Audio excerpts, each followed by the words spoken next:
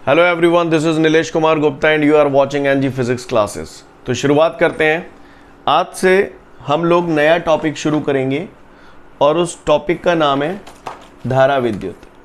क्या नाम है? धारा विद्युत। तो की जाए शुरुआत। चलिए देखते हैं अब हम लोग धारा विद्युत के बारे में। ठीक है, इस टॉपिक में आपके सामने सबसे पहला क्वेश्चन है, धारा से आप क्या समझते हैं? क्या है भैया? धारा से आप क्या समझते हैं? तो भैया धारा से मैं क्या समझता हूं, हम सभी लोग ध्यान से सुनेंगे। धारा को अक्षर आई से प्रदर्शित किया जाता है। कौन से अक्षर से प्रदर्शित करते हैं? आई से। इसका सूत्र होता है आई बराबर क्यू अपॉन टी। आई बराबर क्यू अपॉन टी। आई क्यों थी?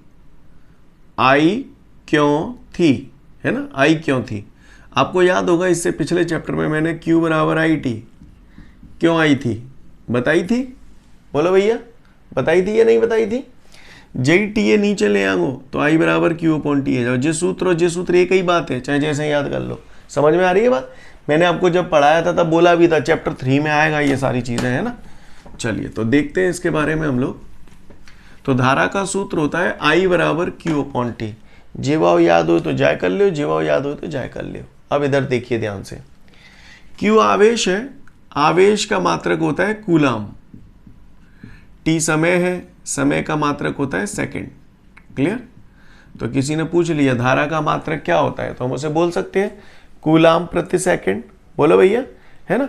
इसके अलावा इसका एक और मात्रक होता है, वो हमें याद ही करना पड़ेगा, जिसे हम लोग बोलते हैं एम्पियर। कौन सा पियर? एम्पियर। क्लियर है? बात समझ में आ रही है? तो धारा के दो मात्रक होते हैं, एक होता है कूलाम प्रति सेकंड और दूसरा होता है एम्पियर। यही ज्यादा यूज में आता है, एम्पियर। क्लियर? धारा काय में नापी जाती है? एम्पियर में नापी जाती है। अब बात आती है इसकी परिभाषा की, है ना। इसकी परिभाषा की तो गौर से देखिएगा। किसी भी परिभाषा को बनाने के लिए आप अक्सर चीजों को 1 1 1 मान लिया करते हैं। मान लिया करते हैं कि नहीं मान लिया करते? अगर मैं टी समय जो है टी बराबर 1 सेकंड रख दूं तो आई बराबर क्यू बटे 1 हो जाएगी। बोलो, चाहे आई बराबर क्यू बटे 1 लिख दो या आई बराबर क्यू लिख दो, बात ही कही है। बटे में 1 लिखवो को जरूरी होत ना है। सही बोल रहा हूँ? सही बोल रहा हूँ ना? बोलो भैया, अच्छी बात है। अगर इतनी बात समझ में आ रही है तो गौर से देखें। जैसे ये कोई चालक है, चालक यानी चालक समझते हो? धातु का तार। क्लियर? समझ गए? धातु का तार। तो ये कोई चालक है, इस चालक के सिरों पर मैंने ये बैटरी लगा दी, सेल लगा दिया, है ना। इस चिन्ह को तो जानते होगे, इसको सेल या बैटरी बोलते हैं हम लोग। जानते हो या नहीं जानते? सेल और बैटरी में फर्क समझते हो? हैं? जब एक ही होता है, ऐसे एक ही होगा तो इसे सेल बोलते हैं, और जब ऐसे ज्यादा हो, एक से ज्यादा हो, तो हम इसे बैटरी बोलते हैं। क्लियर? सेलों के समूह को बैटरी कहा जाता है। क्लियर है? वैसे लेकिन आप लोग सामान्य किताबें देखें, लोग इसे बैटरी भी बोल देते हैं, सेल भी बोल देते हैं, कोई दिक्कत नहीं है। पर आपकी जानकारी के लिए बता रहा हूं कि सेलों के समूह को बैटरी कहते हैं। क्लियर है? समझ में आ रही है बात? ओके, अच्छी बात है। अब ये जो सेल है, तो आप गौर से देखिए, ये धनावेश है। बड़ा डंडा धन होता है, छोटा डंडा ऋण होता है। क्या ये बात आप लोग जानते हैं सभी लोग? बोलो भैया, है ना। और धारा का जो प्रवाह होता है वो हमेशा धनावेश से शुरू होता है और ऋणावेश की तरफ होता है। क्लियर? तो गौर से देखें, ये जो चालक है, चालक जाहिर सी बात है छोटे छोटे परमाणुओं से मिलकर बना है। बोलो भैया, और छोटे छोटे परमाणुओं से मिलकर बना है। तो उन पर छोटे छोटे परमाणुओं के अंदर हम लोग ये बात अच्छे से जानते हैं कि परमाणुओं के अंदर धनावेश और ऋणावेश होते हैं। होते हैं कि नहीं होते? बोलो भैया। तो ये मैंने छोटे छोटे परमाणु बना दिए और उनके अंदर ये धनावेश ऋणावेश, धनावेश ऋणावेश। समझ में आ रही है बात? क्लियर है? तो गौर से देखें, धारा की परिभाषा पूछ रहा है आई बराबर क्यू अपॉन टी, टी बराबर 1 सेकेंड। 1 रख दिया, ये आ गया। तो सुने, मैं ज़्यादा नहीं पढ़ा, लेकिन बचपन में मुझे ये पढ़ाया गया था कि आवेशों के प्रवाह को ही धारा कहते हैं। थोड़ा और डिटेल में जाऊं तो धनावेशों के प्रवाह को ही धारा कहते हैं। जहाँ जहाँ धनावेश जाते हैं वहाँ वहाँ धारा जाती है। चैप्टर 2 में भी बताया था स्टार्टिंग में ही, याद है आप लोगों को?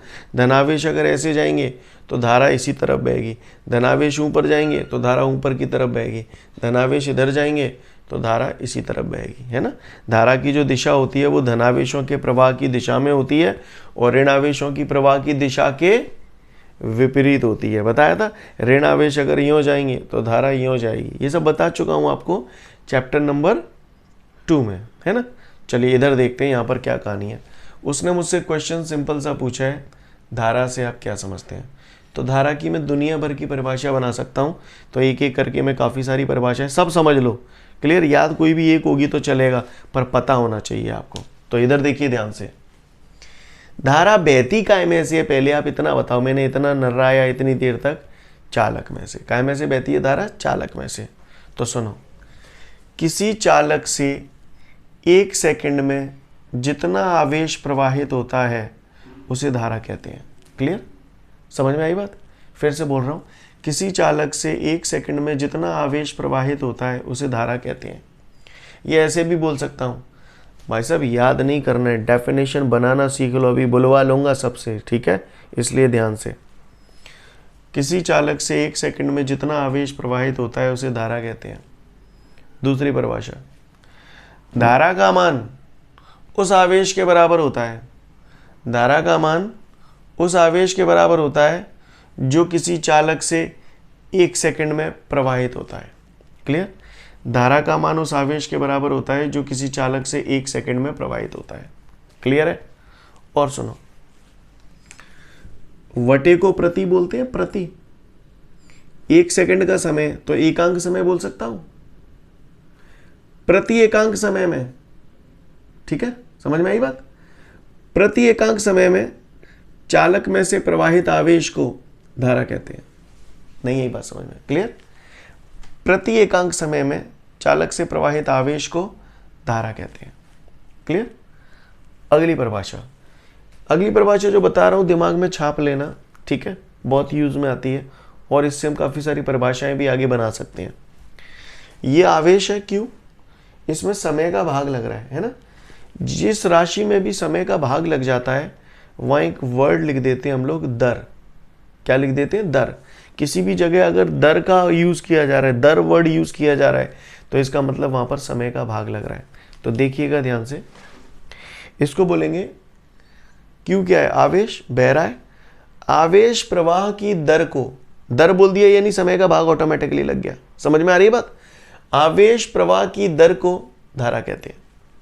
सीन क्लियर है? फिर से बोल रहा हूं, आवेश प्रवाह की दर को धारा कहते हैं। दर बोल दिया यानी ऑटोमेटिकली समय का भाग लग गया। क्या ये कथा समझ में आई आपको? बोलो भैया। कुछ लोग, यहां तक बात समझ में आ गई होगी वैसे, मैं उम्मीद करता हूं। क्लियर है? तो सीन क्लियर है? मैं काफी सारी परिभाषाएं फिर से बोल रहा हूं। आवेश प्रवाह की दर को धारा कहते हैं, और भी बोलता हूं, आवेश और समय के अनुपात को धारा कहते हैं।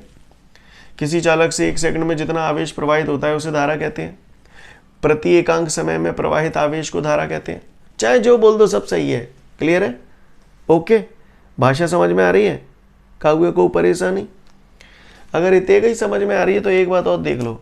तो धारा का एक सूत्र तो हमने देखा, I बराबर Q/T। बोलो भैया, यहां तक तो समझ में आता है सभी को? चैप्टर 1 पढ़ा था, वहां पर हमने आवेशों का क्वांटीकरण सिद्धांत पढ़ा था। तो Q बराबर NE भी लिख सकते थे, NE/T। ये भी अपने आप में एक सूत्र बन जाता है। और सुनो, इसी सूत्र को अगर हम अवकलन के रूप में लिखना चाहें तो ऐसे भी लिख सकते हैं, dQ/dt। तो ये सब धारा के ही सूत्र हैं। उम्मीद करता हूं आप लोग समझ गए होंगे। तो फटाफट धारा से आप क्या समझते हैं पढ़ लीजिए, है ना। धनावेश अगर इस तरफ जाएंगे तो धारा किस तरफ बहेगी? बताई थी मैंने अभी बातों ही बातों में। तो धारा की दिशा यही होगी। मैंने बोला था ना, जहां जहां धनावेश होता है वहीं वहीं धारा की दिशा होती है।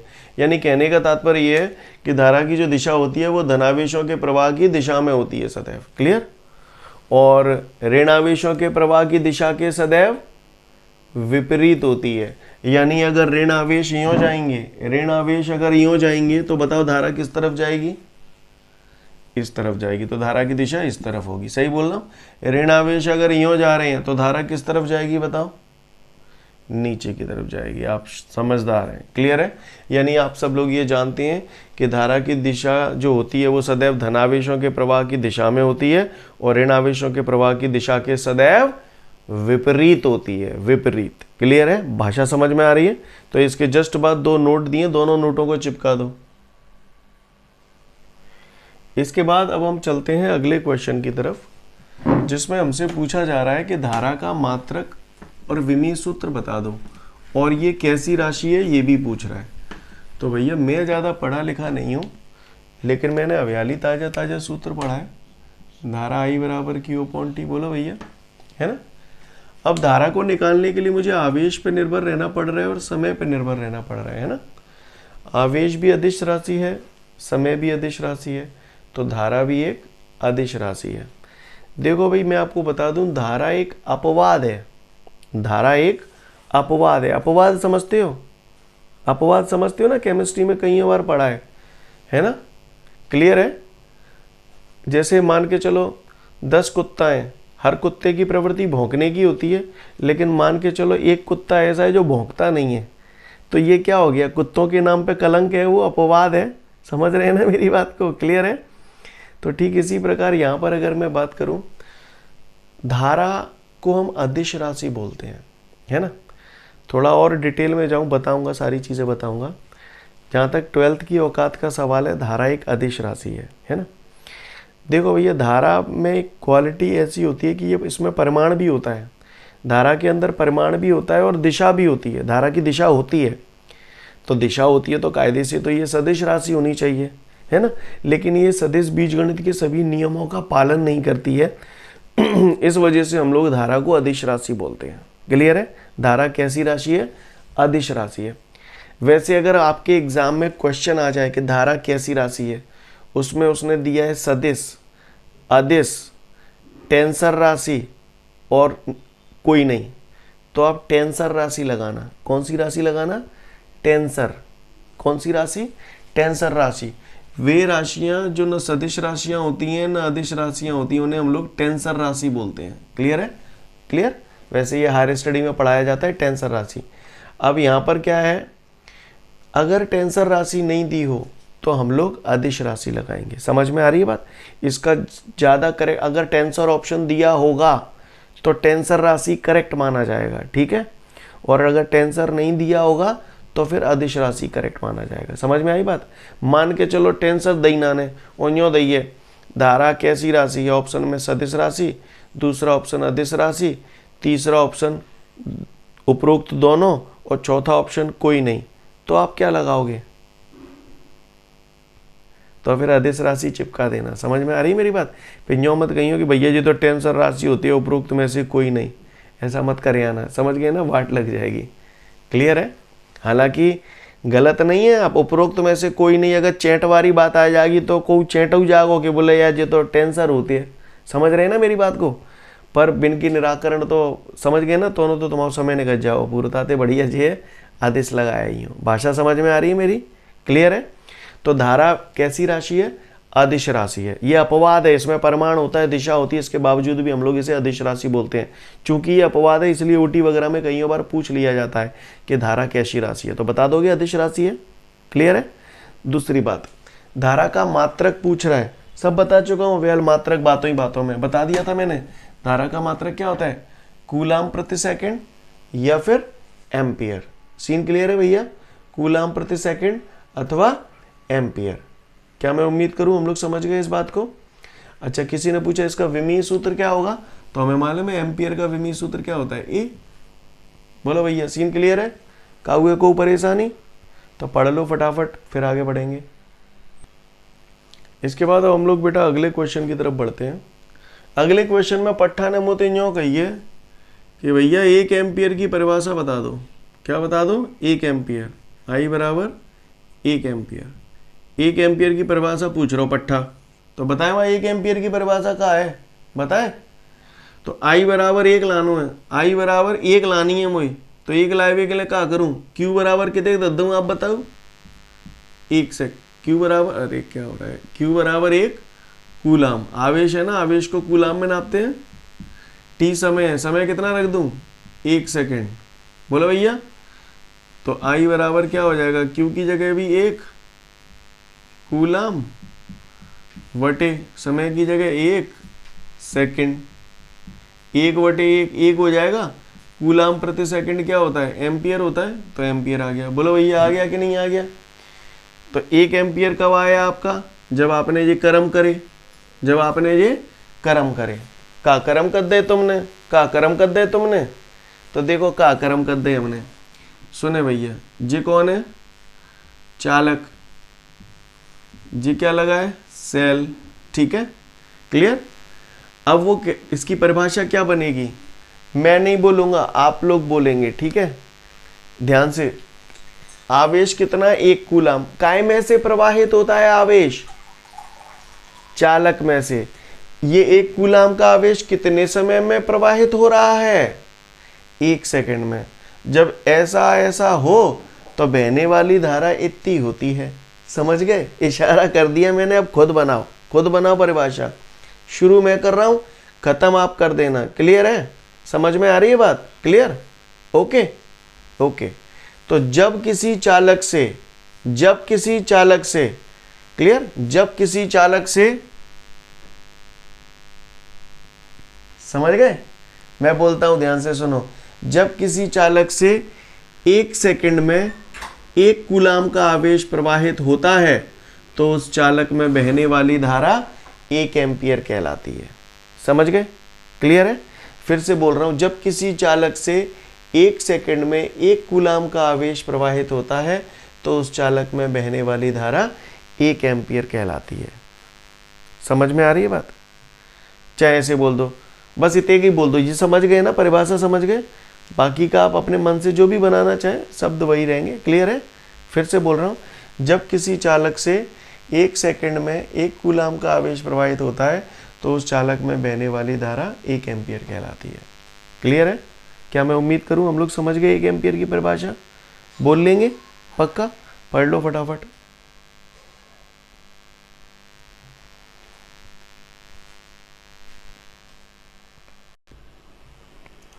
तो अगला प्रश्न हम लोग के सामने ये है कि धारा घनत्व से आप क्या समझते हो। तो गौर से देखिएगा, धारा घनत्व से हम लोग क्या समझते हैं। भैया धारा घनत्व को अक्षर जे से प्रदर्शित करते हैं। कौन से अक्षर से प्रदर्शित करते हैं, जे से। ये मैंने लिख दिया जे, क्लियर। धारा घनत्व को कौन से अक्षर से प्रदर्शित करते हैं, जे से। और इसका सूत्र होता है जे बराबर I/A। ऐसे याद कर लो, जे बराबर जाइए, क्लियर, जे बराबर जाइए, क्लियर, समझ गए ना। तो जे बराबर I/A। आई धारा है, धारा का मात्रक एम्पियर, धारा को एम्पियर में नापते हैं, क्लियर है।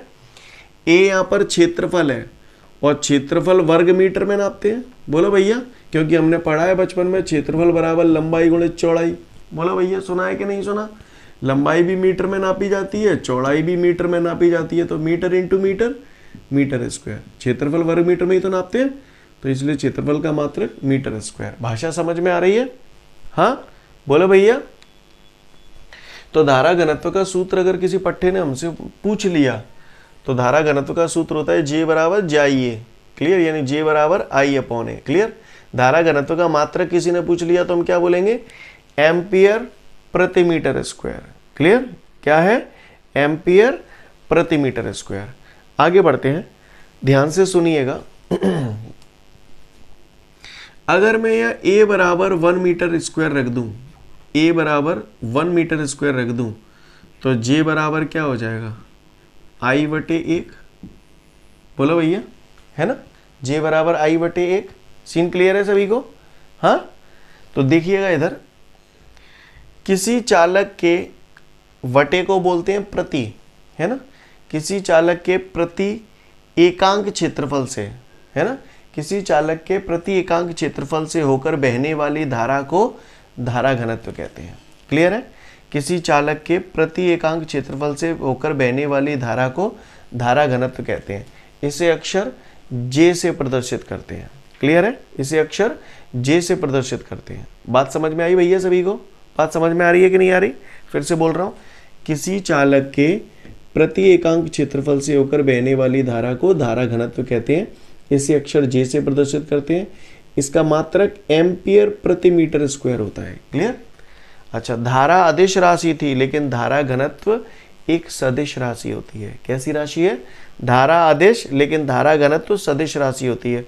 और इसकी जो दिशा होती है वो धनावेशों के प्रवाह की दिशा में ही होती है। जहाँ जहाँ धनावेश जाएंगे वहीं वहीं धारा घनत्व की दिशा होगी। समझ में आ रही है बात? जैसे धारा की दिशा वहीं वहीं थी ना, जहाँ जहाँ धनावेश जा रहा था, वैसे ही धारा घनत्व की भी होती है। सीन क्लियर है भैया? बोलो, आगे बढ़ता हूँ। इसके विमीय सूत्र की बात करता हूँ। तो एम्पियर प्रति मीटर स्क्वायर इसका मात्रक हो गया। विमीय सूत्र देखते हैं। तो एम्पियर का विमीय सूत्र हो गया ए। मीटर, मीटर लंबाई होती है, मीटर लंबाई होती है, तो लंबाई का विमीय सूत्र एल। घात 2 है तो घात 2, एल पे घात 2 ऊपर ले जाओ तो क्या है जागो? एल पे घात -2 इंटू ए। तो ये क्या है जाको? विमीय सूत्र। क्या है जाको? विमीय सूत्र। किसका? धारा घनत्व का। तंत्र पढ़ रहा है? क्लियर है? एक बार फिर से बोल रहा हूं। किसी चालक के प्रति एकांक क्षेत्रफल से बहने वाली धारा को धारा घनत्व कहते हैं। इसे अक्षर जे से प्रदर्शित करते हैं। इसका मात्रक एम्पियर प्रति मीटर स्क्वायर होता है। यह एक सदिश राशि है तथा इसकी दिशा धनावेशों के प्रवाह की दिशा में ही होती है। क्लियर? और इसका विमीय सूत्र L-2A होता है। क्या मैं उम्मीद करूं कि हम लोग इस बात को समझ गए? क्लियर है? अच्छा, तो सबसे पहले तो आप लोग इसे पढ़ लो, फिर आगे की बात करते हैं, है ना?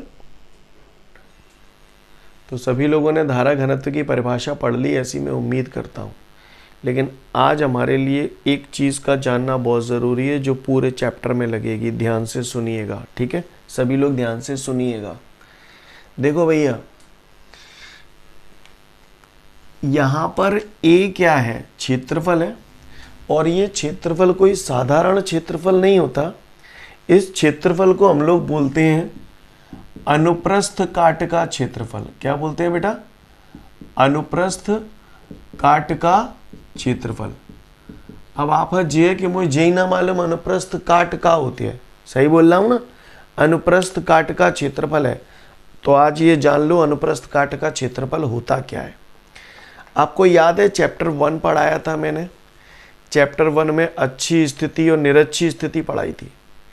निरक्षी स्थिति, जैसे मान के चलो ये विद्युत द्विध्रुव है, तो निरक्षी स्थिति में बिंदु कहाँ मानते थे? ऊपर की तरफ मानते थे, यानी इसकी लंबाई के लंबवत मानते थे। और अगर आपको याद हो, निरक्षी स्थिति को हम लोग अनुप्रस्थ स्थिति भी बोलते थे। कहने का तात्पर्य यह है कि लंबाई के लंबवत अगर कोई भी काम होता है, लंबाई के लंबवत कोई भी काम होता है, तो उसको हम लोग अनुप्रस्थ स्थिति बोलते हैं। कौन सी स्थिति बोलते हैं? अनुप्रस्थ। अब बाने मोती न्यो कहिए जहाँ में अनुप्रस्थ काट को क्षेत्रफल कौन सा होगा? तो देखो भैया, इसमें अनुप्रस्थ काट का क्षेत्रफल देखो, इसकी लंबाई के लंबवत, तो लंबवत तो ये वाला क्षेत्रफल हुआ ना, तो इसे हम लोग अनुप्रस्थ काट का क्षेत्रफल बोलेंगे। मैं बोर्ड पे दिखा रहा हूँ, समझने की कोशिश करना। जैसे ये अनुप्रस्थ काट का क्षेत्रफल हुआ, क्योंकि ये क्षेत्रफल लंबाई के लंबवत है। ये भी अनुप्रस्थ काट का क्षेत्रफल ही हुआ। ये सब अनुप्रस्थ काट के क्षेत्रफल ही हुए। भैया ये सबके मान तो बराबर ही होंगे ना, जे जाके समांतर है तो बराबर ही तो भाई ये सब। बोलो भैया, ये सब क्या है? अनुप्रस्थ काट के क्षेत्रफल है। बात समझ में आ रही है? अनुप्रस्थ काट के क्षेत्रफल यानी कौन सा क्षेत्रफल? लंबाई के लंबवत। समझ गए? देखो, काट माने काटना, अनुप्रस्थ माने लंबाई के लंबवत काटना। तो अनुप्रस्थ काट कर रहा हूं इसकी, ये देखिए, ये लंबाई है इसकी, जाए मैं न्यो काटूं, जब जाए काटे वो तो ऐसे कट के 2 टुकड़ा है जाएंगे। देखो 2 टुकड़ा है गए, तो ये अनुप्रस्थ काट का क्षेत्रफल ये हो गया, ये वाला। समझ में आई बात? नहीं आई? क्लियर? जेवाव नहीं होगा, जे नहीं होगा, जेवारो होगा। समझ में आई बात? जहाँ पे जैसे जो पूरा मार करे, जहाँ में अनुप्रस्थ काट को क्षेत्रफल कौन सा होगा? जे करुआ, करुआ हिस्सा है तेवारो, करुआ मतलब कार हो। समझ गए ना? क्लियर है? नहीं यही बात समझ में? तो अनुप्रस्थ काट का क्षेत्रफल क्या होता है? तंत्र पढ़ रहा हो कि ना पढ़ रहा हो? समझ गए? कुछ लोग इसकी परिभाषा को ऐसे भी बोल सकते हैं, जैसे मैंने अभी बोला 2 मिनट पहले, प्रति एकांक क्षेत्रफल से होकर बहने वाली धारा को धारा घनत्व कहते हैं, है ना? किसी चालक के प्रति एकांक क्षेत्रफल से होकर बहने वाली धारा को धारा घनत्व कहते हैं। अब को पट्टा या को अलग अलग किताबें पढ़ो, तुमको में तुम्हें ऐसे मिल जाए, किसी चालक के प्रति एकांक अनुप्रस्थ काट के क्षेत्रफल से होकर बहने वाली धारा को धारा घनत्व कहते हैं। तो ये भी 100% करेक्ट है, कोई टेंशन नहीं है। समझ में आ रही है मेरी बात? सीन क्लियर है? फिर से बोल रहा हूँ, प्रति एकांक अनुप्रस्थ काट के क्षेत्रफल से होकर गुजरने वाली धारा को धारा घनत्व कहते हैं। मैं उम्मीद करता हूँ आप लोगों को मेरी भाषा समझ में आ गई होगी। तो धारा घनत्व तक हमारा सब कुछ क्लियर हो गया बेटा? किसी को कोई दिक्कत? कोई दिक्कत नहीं है, ठीक है। तो आज की क्लास को हम लोग वाइंड अप करते हैं। Thank you everyone, have a great day to all of you guys. जय हिंद।